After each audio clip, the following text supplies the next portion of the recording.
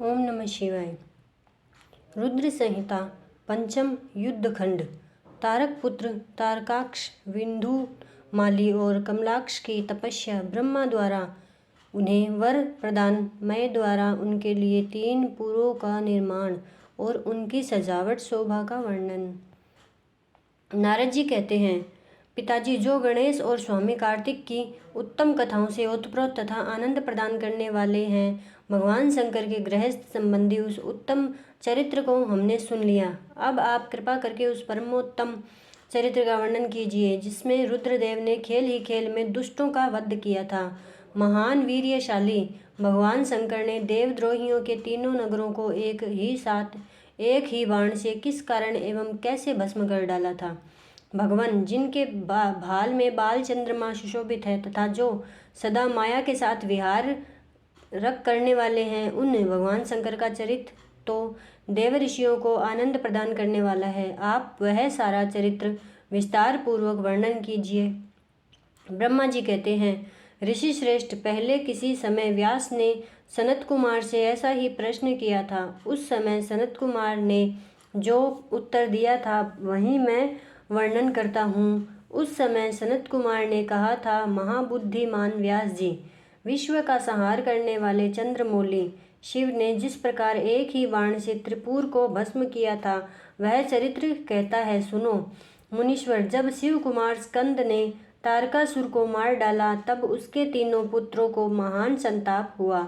उनमें तारकाक्ष सबसे ज्येष्ठ था, विंध्युमाली मझला था और छोटे का नाम कमलाक्ष था।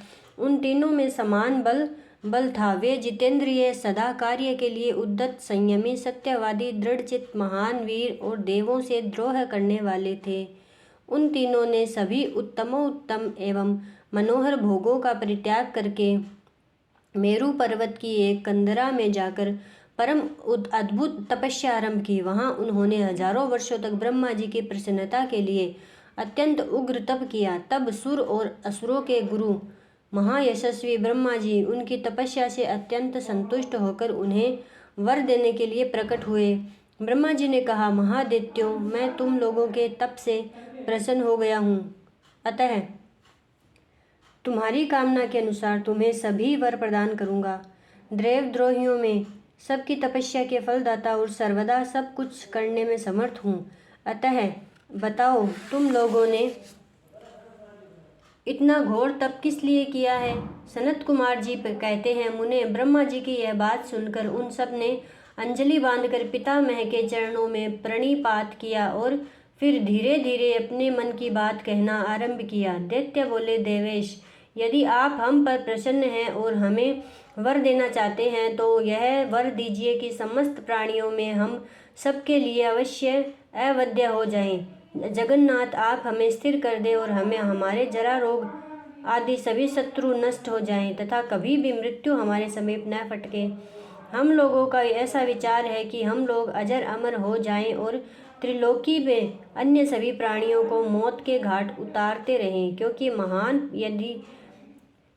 ब्रह्मांड यदि 5 ही दिनों में काल के गाल में चला जाना निश्चित ही है, तो अतुल लक्ष्मी, उत्तमोत्तम नगर, अनन्य भोग सामग्री, उत्कृष्ट पद और ऐश्वर्य से क्या प्रयोजन। मेरे विचार से तो उस प्राणी के लिए ये सभी व्यर्थ है। सनत कुमार जी कहते हैं, महर्षि, उन तपस्वी दैत्यों की ये बात सुनकर ब्रह्मा अपने स्वामी गिरिशाई भगवान शंकर का ध्यान करके बोले। ब्रह्मा जी ने कहा, असुरों, अमरत्व सभी को नहीं मिल सकता, अतः तुम लोग अपना यह विचार छोड़ दो। इसके अतिरिक्त अन्य कोई वर जो तुम्हें रुचता हो मांग लो। क्योंकि दैत्यों, इस भूतल पर जहाँ कहीं भी जो प्राणी जन्मा है अथवा जन्म लेगा, वह जगत में अजर अमर नहीं हो सकता। इसलिए पाप रहित असुरों, तुम लोग स्वयं अपनी बुद्धि से विचार कर मृत्यु की वंचना करते हुए कोई ऐसा दुर्लभ एवं दुस्साध्य वर मांग लो जो देवता और असुरों के लिए अशक्य हो। उस प्रसंग में तुम लोग अपने बल का आश्रय लेकर पृथक पृथक अपने मरण में किसी हेतु को मांग लो जिसमें तुम्हारी रक्षा हो जाए और मृत्यु तुम्हें वरण न कर सके। सनत कुमार जी कहते हैं, महर्षि, ब्रह्मा जी के ऐसे वचन सुनकर वे 2 घड़ी तक ध्यानस्थ हो गए थे। फिर कुछ सोच विचार कर सर्वलोक पितामह ब्रह्मा जी से बोले, दैत्यों ने कहा, भगवान, यद्यपि हम लोग प्रबल पराक्रमी, तथापि हमारे पास कोई ऐसा घर नहीं है जहाँ हम शत्रुओं से सुरक्षित रहकर सुखपूर्वक निवास कर सके। अतः आप हमारे लिए ऐसे 3 नगरों का निर्माण करा दीजिए जो अत्यंत अद्भुत और संपूर्ण संपत्तियों से संपन्न हो, तथा देवता जिनका प्रदर्शन न कर सके। लोकेश, आप तो जगत गुरु हैं। हम लोग आपकी कृपा से ऐसे 3 पुरों में अधिष्ठित होकर इस पृथ्वी पर विचरण करेंगे।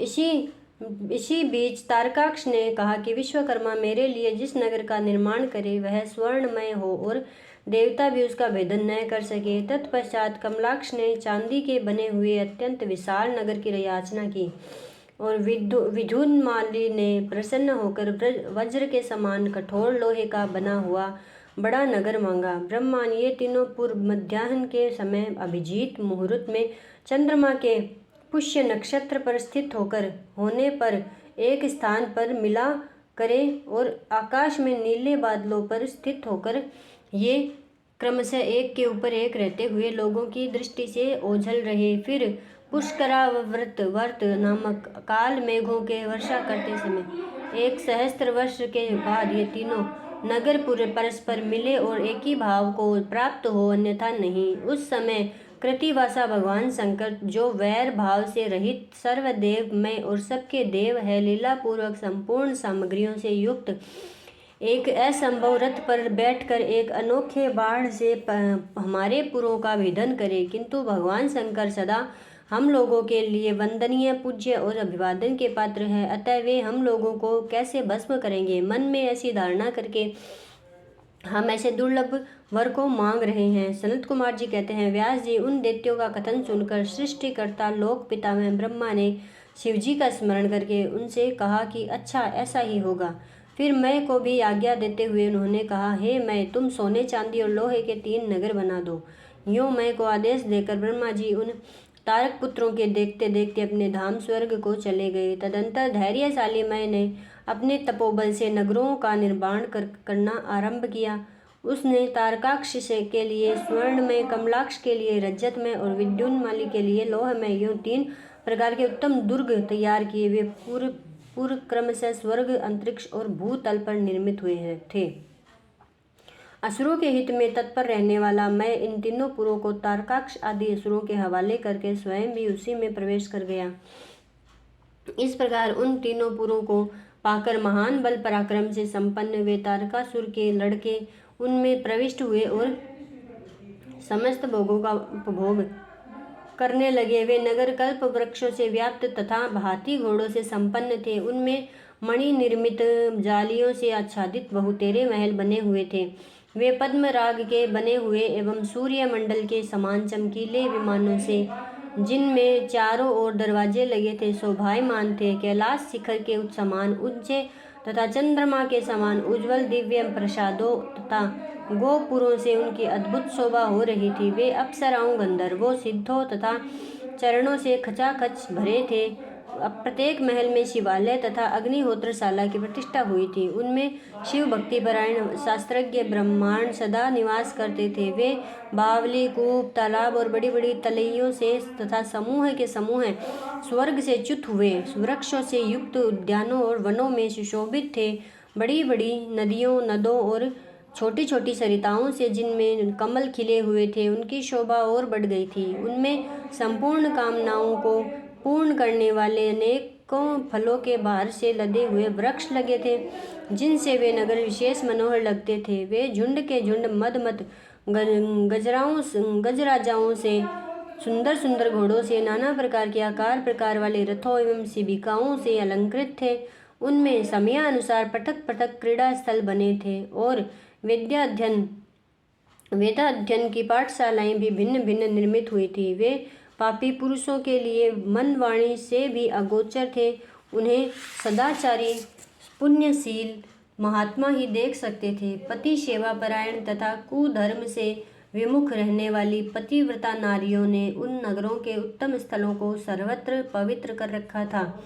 उनमें महाभाग सूरवीर दैत्य और श्रुति स्मृति के अर्थ के तत्वज्ञ एवं स्वधर्मपरायण ब्रह्मांड अपनी स्त्रियों तथा पुत्रों के साथ निवास करते थे।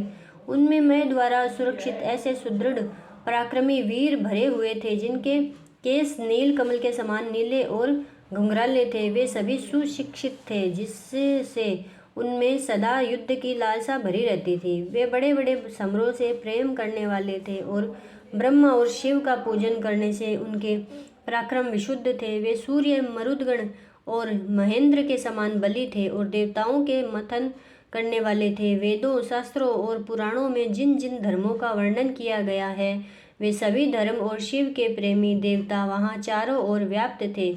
उन नगरों में प्रवेश करके वे दैत्य सदा शिव भक्ति निरत होकर सारी त्रिलोकी को बाधित करके विशाल राज्य का उपभोग करने लगे। मुने, इस प्रकार वहाँ निवास करने वाले उन पुण्य आत्माओं के सुख एवं प्रीतिपूर्वक उत्तम राज्य का पालन करते हुए बहुत लंबा काल व्यतीत हो गया। ओम नमः शिवाय।